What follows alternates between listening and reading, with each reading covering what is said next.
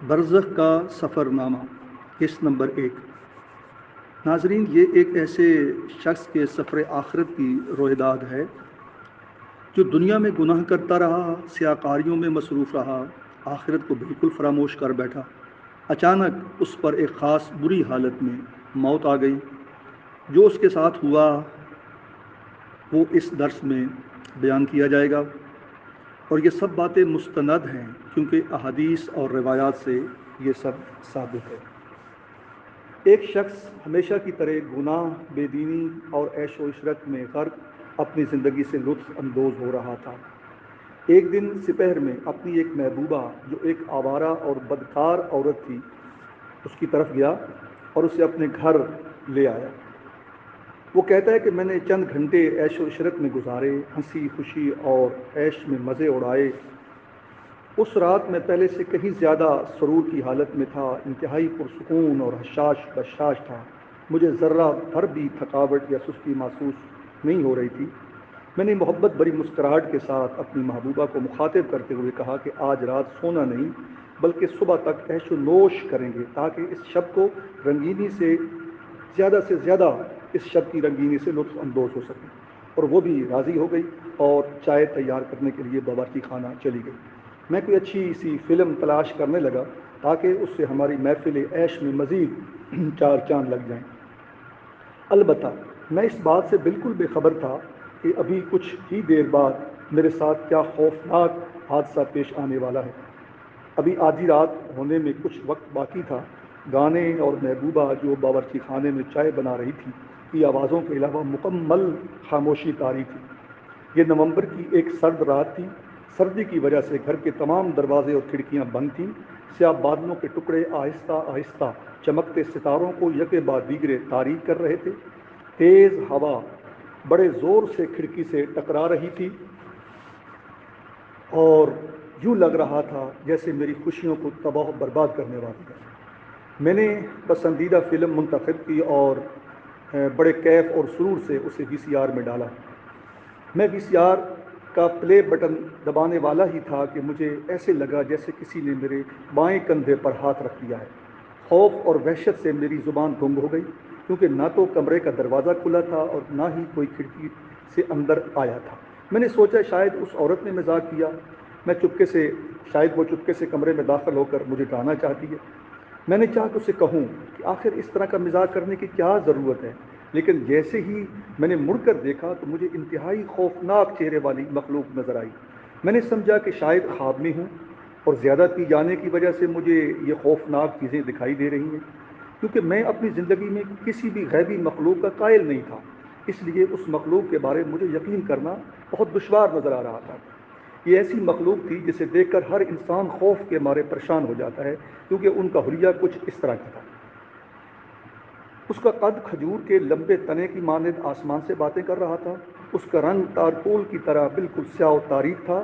اس کی موٹی اور سرخ آنکھیں خون سے بھرے 2 پیالوں کی طرح لگ رہی تھیں جنہیں دیکھ کر میرے رونگٹے کھڑے ہو گئے تھے۔ اس کا منہ بہت بڑا اور دانت لمبے لمبے بے ڈھنگے تھے جو اس کے منہ سے باہر نکلے ہوئے تھے۔ اس کے چوڑے اور موٹے ہونٹ تھے جو لٹک رہے تھے اور سینے کو چھو رہے تھے۔ اس کی شکل انتہائی بدصورت اور کوئلے سے زیادہ سیاہ تھی۔ اس کی بدصورتی انتہائی بھیانک تھی۔ اس کے ناک کے نتنے چوڑے اور کان لڑکے ہوئے تھے جن سے آگ اور دھواں نکل رہا تھا۔ وہ ایسے سانس لے رہا تھا جیسے کسی سوراخ سے آگ کے شعلے نکل رہے ہیں جو انسان کو دور ہی سے جلا دیں، اور وہ چیخ و پکار کرنے لگے۔ اس کے لمبے لمبے اور پریشان بال اس کے پورے جسم پر پھیلے ہوئے تھے۔ اس کے ہاتھ میں لوہے کی ایک سلاخ آگ کی حرارت سے دہک رہی تھی اور وہ اتنی گرم تھی کہ اس کی وجہ سے کمرہ تیزی سے گرم ہو رہا تھا، یعنی میرا کمرہ تیزی سے گرم ہو رہا تھا۔ یہ پریکٹیکلی مجھے یہ دیکھ کر حیرت ہوئی کہ آگ سے دہکتی ہوئی وہ سرخ سلاخ اس کا اپنا ہاتھ کیوں نہیں جلا رہی تھی۔ میں مزید خوفناک اور ایک عجیب و غریب حلیہ بیان کر سکتا ہوں کہ جو میں نے دیکھا۔ بس اتنا ہی کہنا کافی ہے کہ کسی کو روزانہ اگر 10 بار برہنہ کر کے آہستہ آہستہ جلتے ہوئے تیل میں ڈالے جانے سے ہونے والی اذیت وہ کم ہے، اور جو اذیت اور تکلیف اور خوف اور وحشت اس مخلوق کو دیکھ کر مجھے ہوئی وہ کہیں اس سے زیادہ ہے۔ چنانچہ اس دہشت ناک مخلوق کے ظاہر ہونے کے تھوڑی ہی دیر بعد میری بائیں جانب ایک اور عجیب و غریب اور خوفناک قسم کی مخلوق نظر آنے لگی۔ مجھے لگ رہا تھا کہ وہ کمرہ کئی گنا بڑا ہو گیا ہے، کیونکہ وہ ڈراؤنی بلائیں تعداد میں اتنی زیادہ ہونے کے باوجود بڑی آسانی سے اس کمرے میں کھڑی ہوئی تھی۔ ان میں سے ایک نے آگے بڑھ کر کہا، ہم سب شیاطین کا گروہ ہے۔ تم نے یقیناً اکثر ہمارا نام سنا ہوگا، لیکن اس طرح سے ہمارے وجود کو پر تمہیں یقین نہیں آتا ہوگا۔ تم چونکہ اپنی زندگی میں سراپا ہمارے تابع تھے، اس لیے زندگی کے اس آخری لمحے میں ہم تجھے تنہا نہیں چھوڑیں گے۔ ہم تمہارے ایمان، عقائد اور فطرت پر آخری ضرب لگائیں گے تاکہ اس آخرت کے سفر میں تم بے ایمان، بے تقوی، بے عقیدہ دنیا سے رخصت ہو کر عالم برزخ میں داخل ہو جاؤ۔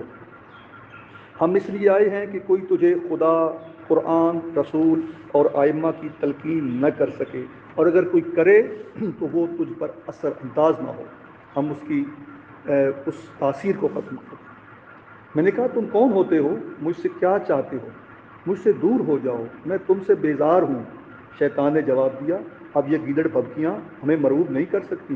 اگر تم اچھے انسان ہوتے، اگر تم دیندار اور صاحب تقوی ہوتے اور خدا و رسول اور ائمہ پر تمہارا ایمان محکم ہوتا تو ہم اس وقت آ ہی نہیں سکتے تھے یہاں تمہارے پاس۔ اگر تم نے قرآن پڑھا ہوتا تو تمہیں معلوم ہوتا کہ اللہ تعالیٰ نے قرآن مجید میں ارشاد فرمایا ہے کہ شیطان کو حقیقی مومنوں اور ان لوگوں پر کوئی تسلط حاصل نہیں ہوتا جو اللہ پر بھروسہ کرتے ہیں۔ جب میں نے تمام انسانوں کو گمراہ کرنے کی قسم کھائی تھی، اس وقت مجھے پتہ چل گیا تھا کہ اللہ کے مخلص بندوں پر میرا بس نہیں چلے گا، اس لیے میں نے اس موقع پر اس حقیقت کا اقرار کیا تھا کہ میں تیرے مخلص بندوں کے سوا تمام انسانوں کو گمراہ کروں گا، اور آج وہ وعدہ نبھانے میں تمہارے پاس آ گیا۔ یہ شیطان نے کہا، اور کہتا ہے کہ اگر تم اپنے خدا و رسول اور ائمہ تحریم پر سچا ایمان رکھتے تو خود وہ ہستیاں ہمیں یہاں سے دور بھگا دیتی، یہاں تک کہ ملک الموت خود بعض نیک انسانوں کی روح قبض کرتے وقت ہمیں ان کے ہاں سے دور ہانک دیتا ہے، اور ہمیں اس بات کی اجازت نہیں دیتا کہ اس آخری لمحے میں ہم اس نیک انسان کے دل میں کوئی وسوسہ ڈال سکیں یا اس کے ایمان کو سلب کر سکیں۔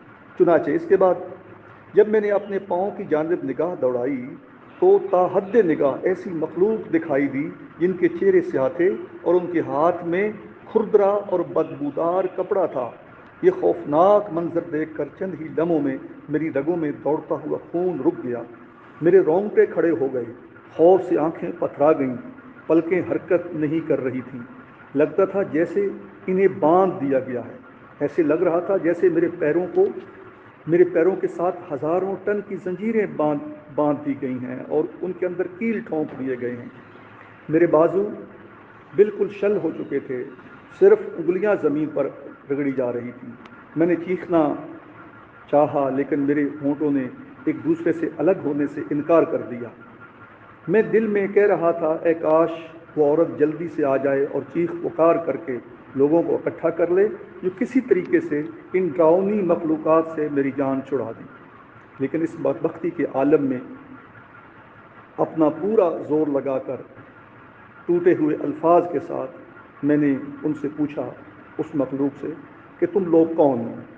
مجھ بدبخت اور بے سہارا سے کیا چاہتے ہو؟ رات کے اس پہر میں میرے گھر میں کیوں گھس آئے ہو؟ انہوں نے جواب میں کہا کہ ہم اللہ کے غضب کے مظہر فرشتے ہیں، ہم اس لیے آئے ہیں کہ جب موت کا فرشتہ تمہاری خبیث روح کو تمہارے غلیظ بدن سے جدا کر دے تو ہم اسے اس کھردرے اور بدبودار کپڑے میں لپیٹ کر جہنم کے پست ترین طبقات میں لے جا کر نمرود، فرعون، قارون، شداد اور یزید کے ساتھ پھینک دیں۔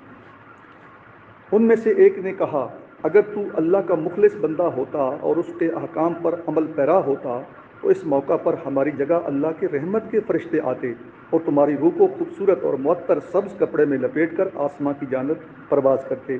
یہاں 7 آسمانوں کے فرشتے اس کا استقبال کرتے اور سب اسے ساتھ لے کر اعلیٰ علیین میں بہشت کے اعلیٰ درجات میں پہنچا دیتے۔